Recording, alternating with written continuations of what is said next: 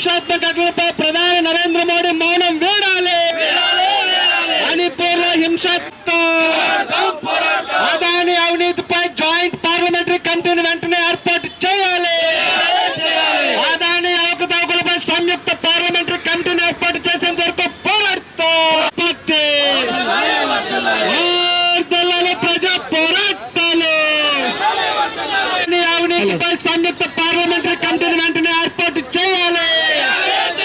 అదాని సంయుక్త parliamentary కమిటీని ఏర్పాటు చేసేంత వరకు పోరాడతాం. అవకతవకలపై సంయుక్త పార్లమెంటరీ కమిటీని ఏర్పాటు చేసేంత వరకు పోరాడతాం. మణిపూర్లో హింసాత్మక ఘటనలపై పార్లమెంట్ లో చర్చ జరగాలి. మణిపూర్లో జరుగుతున్న హింసాత్మక ఘటనలపై పార్లమెంట్ లో చర్చ జరిగేంత వరకు పోరాడతాం.